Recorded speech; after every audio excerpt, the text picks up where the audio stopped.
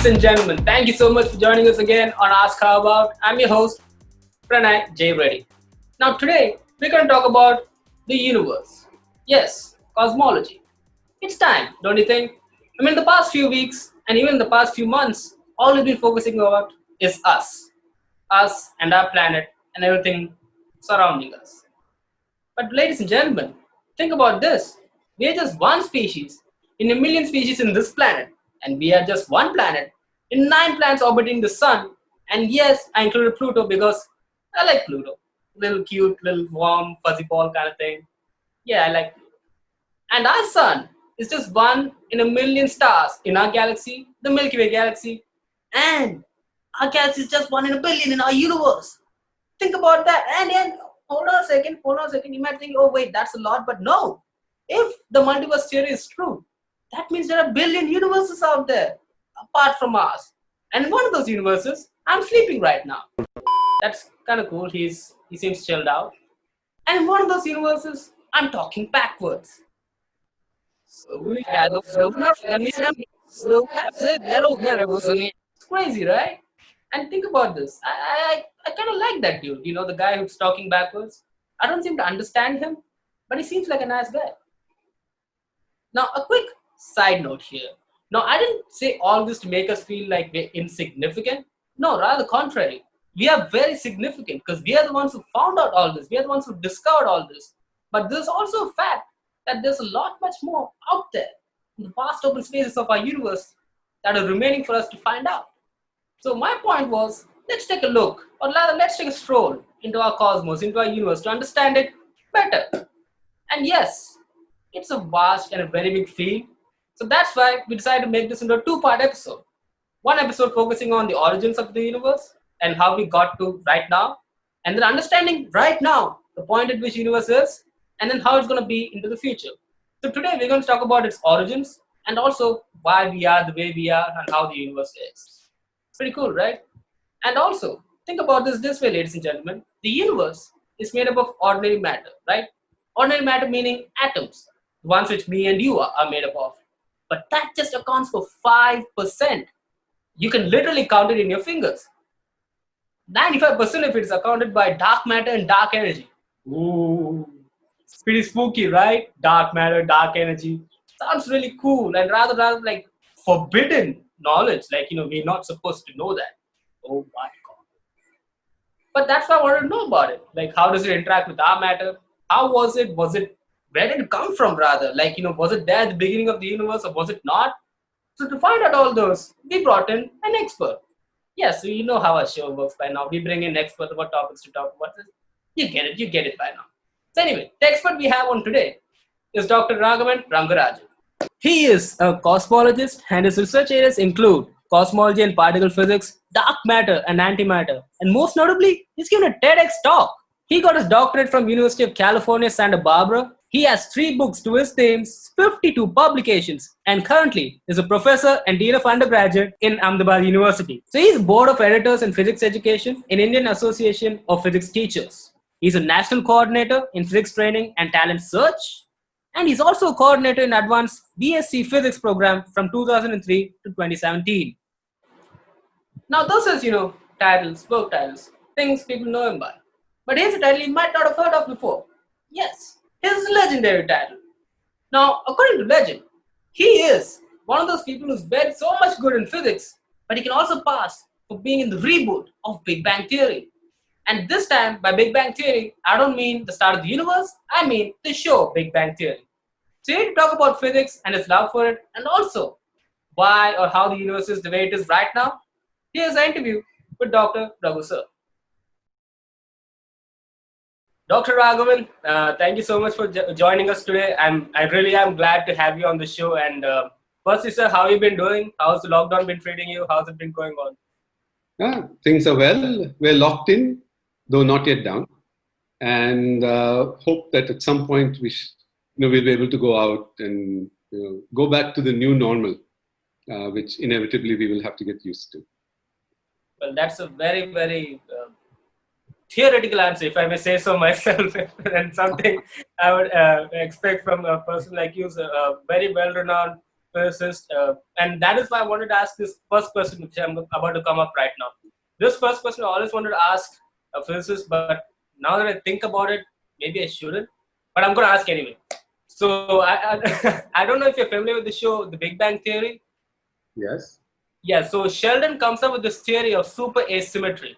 And super symmetry is true in our world of physics. So how true is super asymmetry, that theory? Well, I haven't heard of super asymmetry, but supersymmetry is a theory that was postulated several decades ago to explain certain phenomena.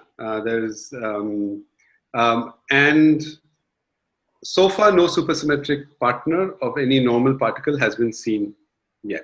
So it is still a hypothetical theory or a speculative to some extent, in the sense that while it makes certain predictions about what we might hope to see, we haven't seen anything yet, which then indicates that you have to modify the parameters of the theory so that it is no longer, so that you haven't been able to detect it. As we keep changing the values of those parameters, that theory becomes less and less attractive, because it was postulated for a reason, to explain, for example, how quantum corrections to the mass of certain particles gets regulated and doesn't become too large. If you keep changing the parameters so that the theory is still consistent with observations, this cancellation or this prevention of the mass of certain particles, for example, the Higgs particle becoming too large, doesn't happen as beautifully as we would like it to. And so then the theory ceases to be as attractive to us as physicists. Super asymmetry, I'm not familiar. I think they just. Yeah, well, then, all the genius of Sheldon, I really thought he was onto something. And I thought, you know what? Maybe a TV show can inspire a real life physics theory for sure. But anyway, coming back, or rather, coming back to our world's physics, I want to go back. Yeah. I mean, there's an odd chance that, perhaps, if physics is a vast subject, so there might be some notion of this theory that they've brought in. Usually, what's interesting is that for many TV shows, they actually bring in practicing scientists to advise them. So there is a chance that there is some theory that goes by that name that they're brought into the show, but I'm not familiar with it. I'm very familiar with the other one, which is supersymmetry. Well, that's actually good news, if I may say so myself. But coming back to our world theory, I want to go back, since this is the start of the interview, I want to go back to the beginning of time, the Big Bang theory. The most well-known theory, the one where we say that's how the universe started. But I had a question in the sense, like, assuming that it is true, and which is proven to be true as well, what was there before the Big Bang theory? Like, was there a dying universe, or what was that? So I wouldn't say Big Bang theory tells you how the universe started. It actually tells you, if you keep going back in time from today, how the universe may have evolved in the past. If you keep going back, so one of the things is the way we understand, or the way we actually practice cosmology, is that you make observations today. So cosmology is the study of the universe, the present, and through observations, and the past and the future using our theories. And the theory that we use is Einstein's theory of general relativity. So what you do is you take the observations that you make today and use these equations to evolve the universe back in time. And as you keep going back in time, you see that the universe is a very different kind of place, and you can make predictions that if this our theory is correct, at this epoch and at this epoch, this would have happened, that would have happened. And the consequences of that should be still visible today. And you can go and make those, you can check whether they're correct or not. The reason why we believe in the Big Bang theory, and I'll explain more about what that is that our predictions as to what we should see today, based on observations today, plus evolving things back in time, and then saying what should be observed today, those predictions have often turned out to be correct. And therefore, we believe that the Big Bang model is correct. Now, so what is it that we are actually saying in the context of this theory? Observations indicated that the universe is expanding, which means that if you take two distant galaxies, they seem to be moving away from each other. Moving away from each other, not because something hit something and therefore they're moving apart, but because there's uh, something else that is making them move apart. And in the context of our theory, it's because the space between them is increasing. The expansion of the universe is not matter moving out in space. It is space increasing and taking along with it the matter that is located at different points in space. This was an observation, which also matched with a theory at that time. Now, if you go back in time, if things are moving apart today, if you go back in time, things would have been closer and closer to each other. The theory also indicates that things would be far more energetic. And therefore, the typical energy of particles would be getting higher and higher. So if today you see a distribution of galaxies and clusters of galaxies, go back in time, you take this same material, go back in time, it's going to get denser and denser. As it gets denser, you won't have galaxies. Actually, galaxies will break down into some earlier kind of gas. Even if you go even further back in time, that gas will break down into atoms and molecules. If you go further back in time, atoms will break down into nuclei and electrons. Go further back in time, even the nuclei will break up into nucleons, and then the particles, which are the protons and neutrons, will break up into quarks. You keep going further back in time, you can, based on your understanding of high energy physics theories, because at these earlier times, you're talking of things getting very energetic.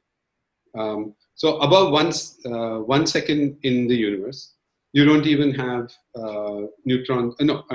Earlier than 10 to the minus 6 seconds, you don't have neutrons and protons, you only have quarks. So if you want to understand how these things interact with each other, you have to bring in ideas of particle physics. You keep going back in time. At some point, all the matter that is in any finite region would have condensed to a point. So if you now from that point start going forward in time, that would be a point of extreme high density. And at that instant, everything is moving out very fast. Okay, that initial state is called the Big Bang. Okay, now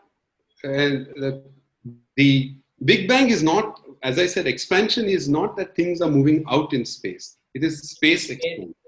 So the Big Bang is, if you take a very small region with a lot of matter there, the space there is expanding out and it's taking the matter along. Two things have to be clarified about this. The term Big Bang was coined actually by an opponent of the theory, Fred Hoyle. And it is actually a term that confuses more than, it confuses people. In fact, it's not a very good description. Because what do you think of a bang? It's like a firecracker, it bangs, right? So you have some space and matter moves out. The term Big Bang has led to, the term Big Bang has led to a lot of misconception in people's minds, only because they associate bangs with like explosives, matter going out in space. It is not. It is space expanding or blowing up, if you wish. The second thing is that actually, as you're going back in time, if you go back and everything is condensed to a point that you call t equal to 0, time equal to 0. But somewhere around time 10 to the minus 43 seconds from that thing, actually, we know that our equations break down. They're no longer valid. So general relativity, which is the theory we use to go back in time, when you go to about 10 to the minus 43 seconds, the energy of particles is so high that you need to bring in certain quantum effects. And you need a quantum theory of gravity. Einstein's theory of general relativity is the classical theory of gravity.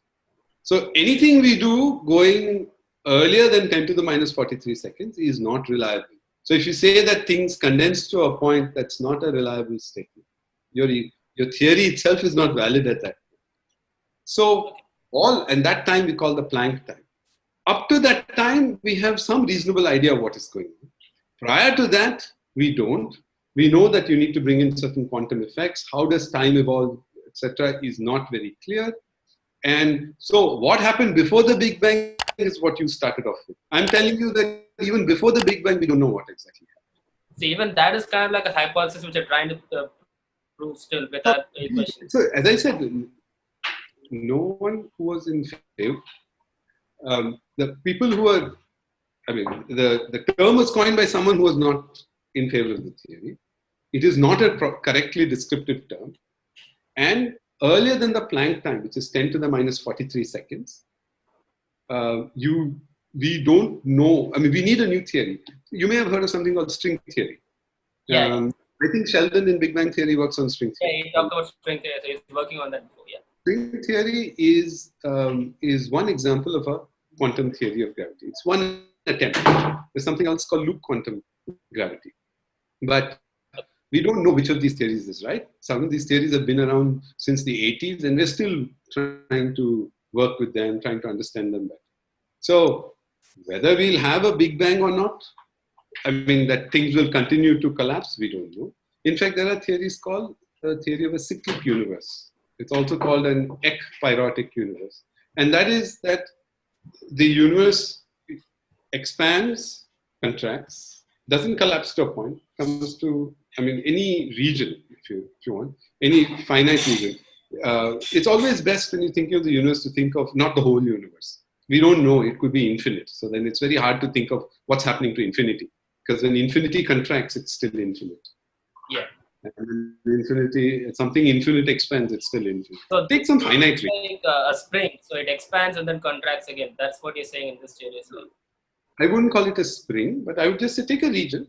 Okay, let's say whatever matter is there. Let us say that region expands, so the density decreases. Okay, I don't know if you can see me on the camera. Yeah, okay. We can. So it expands. Then that region further later on in time contracts, becomes more dense. Then once again it expands. So today we could, and this could be go on forever. And today we could be in some phase where the universe is expanding. Okay. So in these models there is no Big Bang. Okay. Because things didn't start from a point. They would have come closer and then started expanding again. So it's the model of the universe. We don't know. So, but the point I got away from that is the matter which is present in the universe today is the same amount of matter which is present at the beginning. Am I right in assuming that? So, things do get created during the evolution of the universe. Things decay, new things form. At different times, you'll have matter existing in different forms. And which particles exist also differs at different times. Quarks. I mean, they'll be in the form of quarks. Later on, they'll be in the form of neutrons and protons. After, let's say, a couple of minutes, first 3 minutes, you will not have neutrons and protons, you'll have nuclei. And after about 380,000 years, you won't have nuclei, you'll have neutral atoms. So at different times, you'll have matter existing in different forms. And which particles exist also differs at different times. So early universe, you can have a set of particles. Later universe, you can have a different set of particles. So that then brings me to my question of this. This theory I've read upon known as inflation theory. So that is where it talks about after assuming that the universe is at the nascent stage of universe, when it was just a baby, if we can say that, there's an exponential case of increase in growth, or rather distance. Yeah. So what is that, and how or why did that happen? So an observation was made. So this was a discovery, an observation, that if you take a receiver for electromagnetic radiation, and point it in different directions in the sky, and you cut out the radiation coming from any star coming from that region, you will get a background signal, irrespective of which direction you look in the sky. And you realize that that corresponds to electromagnetic radiation associated with photons or a photon gas at a temperature of about 2.7 Kelvin. When this was first discovered, the scientists, Penzias and Wilson, thought something was wrong with the instrument. They cleaned up the instrument, they looked in different, they tried to figure out what it was. They even thought it was pigeon droppings on their receivers. And finally, they discovered that no, there is something out there. We realized that it was cosmic in nature, that it's not coming from any particular star. It's coming, it seems to be there in the cosmos. It's a background because you have stars, etc., which are giving you some frequency, some light. But here is this thing that whichever direction you look, it's there. So that's why it's called the cosmic background radiation. So this, by the way, was also a prediction of the Big Bang theory. So therefore, the discovery of the cosmic background radiation indicated that there is something right with the Big Bang theory. Now, because in the early universe, things are very hot, there is some of that remnant radiation that exists. Things cool down, form galaxies and stars, etc. But that remnant radiation should still be there. They couldn't predict exactly what that temperature would be. 5 Kelvin, little more, little less. These guys discovered it at 2.7 Kelvin. Now, here is the thing, that our theories indicated that if you look at two different directions in the sky, if they're separated by more than 1 degree, their temperature should not be correlated. Okay? That those regions would not have been in causal contact at the time from which this radiation is sort of coming to us, and therefore they should be very different. And they found that for even up to 30, 60 degrees and more, you are seeing that the temperature is the same. This didn't, up to the 5th decimal place. So this didn't make any sense at all. Because at the time at which, from which we are receiving this radiation, the universe has a finite age at that point. So there's a farthest distance to which a signal could have gone. So at any given time, we call this the causal horizon, the distance to which, or from which you could have received some signal and you could have been influenced. So there could have been some causation of, there could be some cause for action on you. So that's why we call it the causal distance. Farthest distance from which some signal could have come to you and caused you to change or whatever. That distance corresponds to a certain angle in the sky. So there is no way that you, over 1 degree in the sky, but this is all linked to the finite speed of light.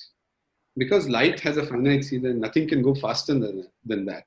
Today, if the universe is 13.8 billion years old, then you take the age of the universe, multiply it by the speed of light, and loosely, that's the farthest distance from which you could have been influenced. Anything that is at a distance greater than that should not have influenced you. So they should not be in any way similar to this part of the universe. And yet we were seeing. So this was called the horizon problem. Things beyond the causal horizon seem to be correlated.